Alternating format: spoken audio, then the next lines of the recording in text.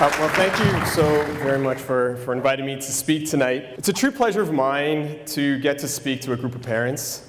And I say that because I'm somebody that has lived with a learning disability all my life and with ADHD. And truthfully, in all honesty, if it wasn't for my parents, I wouldn't be where I am today. So I want to begin off by commending all of you and congratulating all of you for coming out this evening, because your involvement here tonight and your involvement in your children's life will truly, truly allow them to become whatever it is that they want to become. And again, I truthfully know this because I was a student that really struggled through school with my learning disability in particular. And if it wasn't for the love and support that my parents gave me, I would not be where I am today.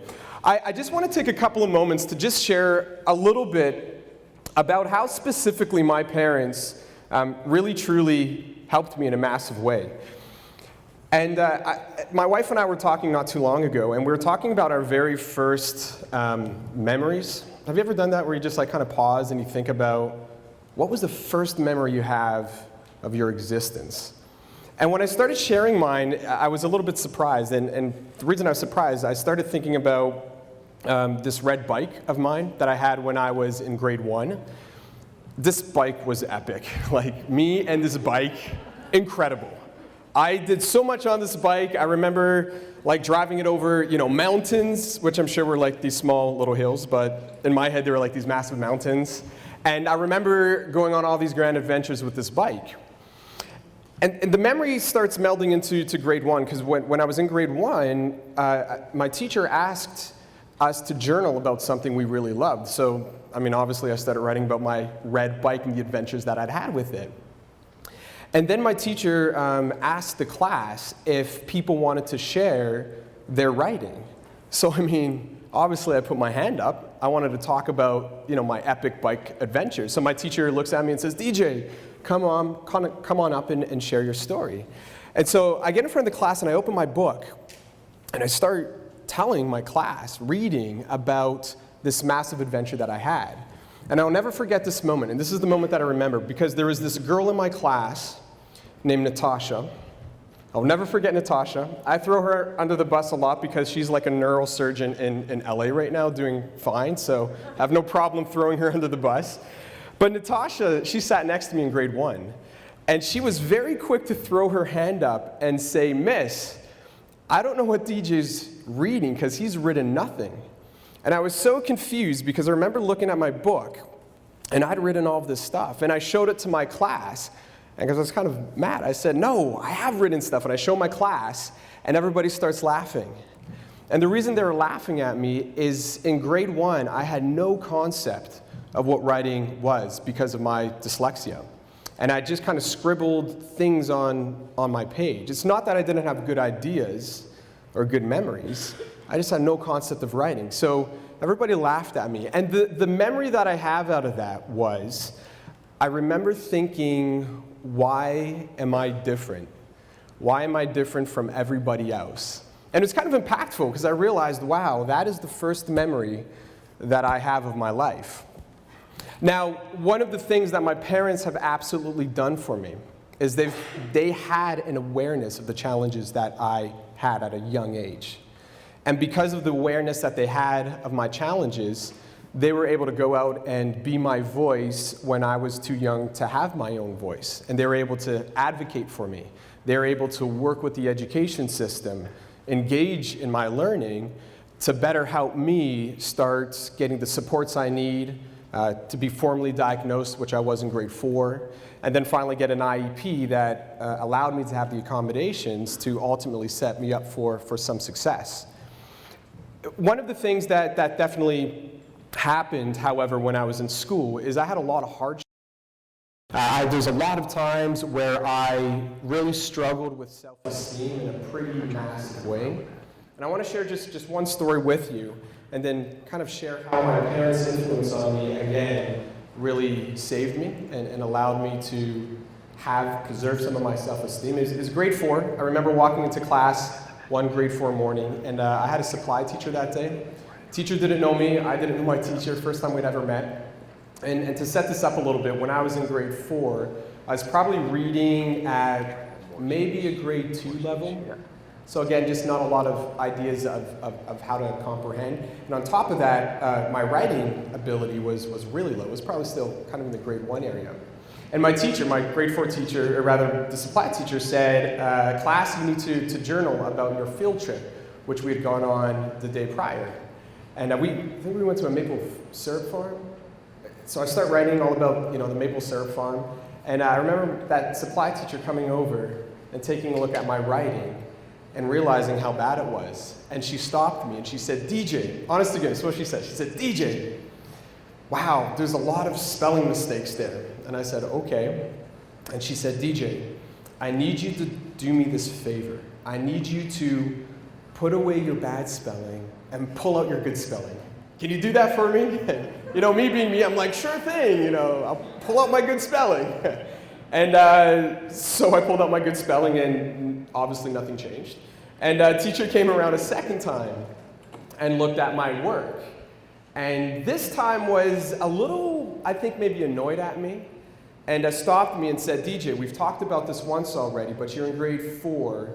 I expect better spelling. Now I need you to pay more attention and work a little bit harder to get your words right. And that really profoundly impacted me. And the reason it did is no longer was I engaged in the writing process. All I was doing was watching that teacher walk around the classroom, and a whole bunch of anxiety and fear set in. I was very nervous in that grade 4 class. I remember my teacher came back for a third time and looked at my notebook and noticed that no writing had progressed. And at this point, she was vexed. She was pretty angry.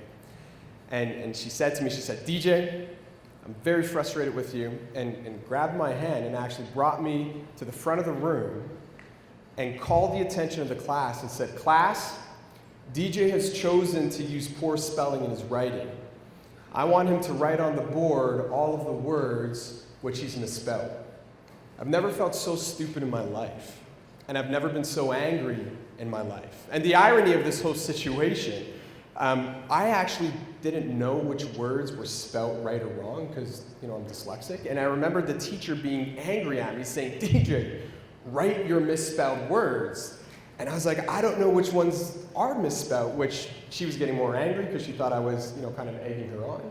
And finally, I just looked at a word, which happened to be the word the, and I wrote it on the board. And it just happened to be one of the words that I knew how to spell, of which everybody laughed, and the teacher got even more angry at me. But one comment was yelled at me by one of my classmates. And this person looked at me and said, DJ, teacher's calling you stupid.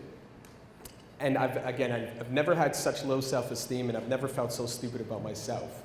The reason I share this story with you is that parents have often asked me, what is it that my parents did that really made the biggest difference? I mean, there's advocacy, there's awareness, there's helping with homework and all of this, but what was the number one thing that they did? And the number one thing that my parents did is they loved me. They wholeheartedly loved me. And didn't matter how bad my day was at school, whenever I came home, I had 2 loving parents that embraced me and told me everything was going to be okay. And they assured me that I was going to grow up and have a normal life and things would get better. And truthfully, that is the number one thing, the number one piece of advice I have for all of you, is to simply love your kids with your complete open hearts and be the place of safety and sanctuary for them. Because in this world, having a learning disability or special needs, it's going to be challenging. There's no hiding that fact. And the privilege that you all have is you are the number one influencer of your children. We kind of think this day and age is the Justin Biebers of the world, but it's actually not true. It's still proven through research. The number one influencer over children are their parents. So I just want to extend those 3 kind of ideas. What my parents did, they had a complete awareness around me, and they understood the challenges that I had. They advocated for me when I did not have a voice, but most importantly, what they did is they loved me. And to this day, I will tell everybody that my heroes in my life are my parents. Which is a great segue into this evening, because tonight is all about helping you understand and showing you what supports are within the school board and the school district that will allow you to be similar heroes to your parents or to your children. And tonight we have a great group of people that have come in to share their time with us, experts in their fields, to start giving you some ideas of how you can become more engaged with your children's lives. Now, here's what we're going to do. I'm going to introduce to you each of these breakout sessions, and I'm going to invite each of them to come up and just share with you a little tidbit of what it is they're going to speak with. Now, this is what your job is. Your job is to listen to what everybody has to say, and then choose 3 sessions to go to this evening. And in your agendas that you were given, there are 3 breakout time slots. What you're going to do is you're going to simply decide from our little pitches who you want to go and listen to, and make yourself available for those times and go to those specific sessions at those times. So, to start off, my name is DJ Cunningham. I will be talking about resilience. My key takeaway that I want people to get from my breakout session is some actionable items. There's 2 very important actionable items that people in this world can do to become more resilient. And it's my goal to share those with you, to empower you to become resilient, but more importantly, to give you some ideas of how you can help support your kids to be resilient.